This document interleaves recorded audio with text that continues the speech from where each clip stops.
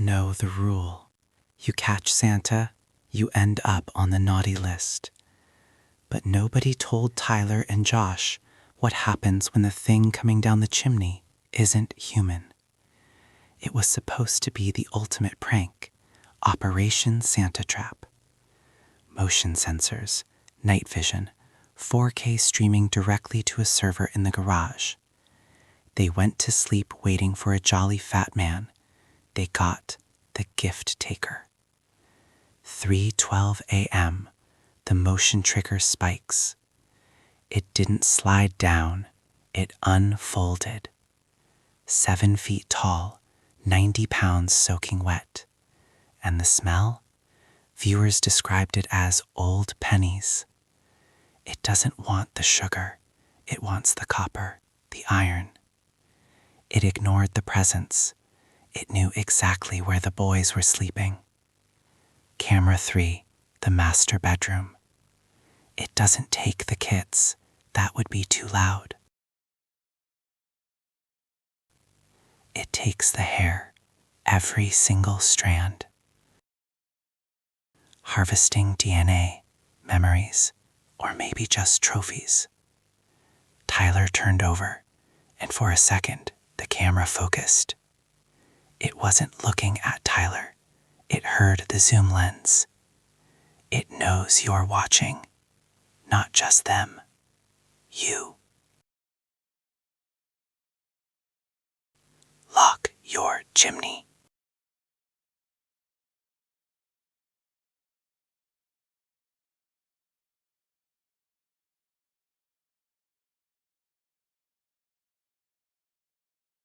Christmas night, a time when doors are unlocked, when strangers are trusted, because no one expects danger on Christmas Eve. But sometimes evil doesn't break in, it knocks. December 24th, a quiet neighborhood in England. Families were finishing dinner. Children were asleep, waiting for Santa. Everything felt safe, too safe. Around 10 p.m., someone knocked. Not loudly, not urgently, just patient knocking. When the door opened wider, Santa Claus was standing there. The costume was perfect. Red coat, white beard, a sack over his shoulder.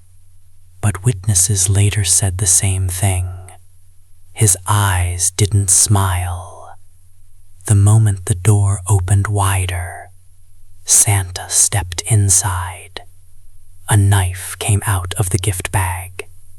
No shouting. No warning, just sudden violence. Within minutes, it was over. The attacker ran, red suit disappearing into the snow, leaving blood and silence behind.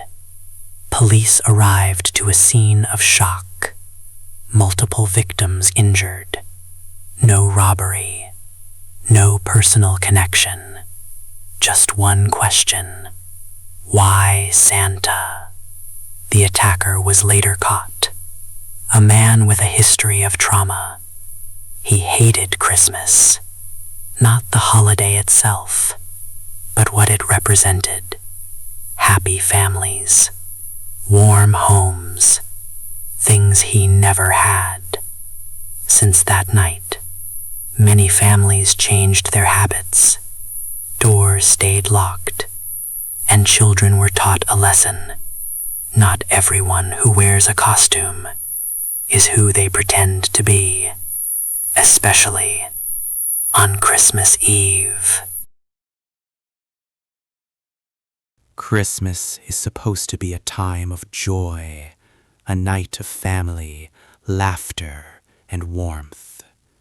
But on one Christmas Eve, a house in California turned into a scene of unimaginable horror. This is not a legend. This is not a movie. This actually happened.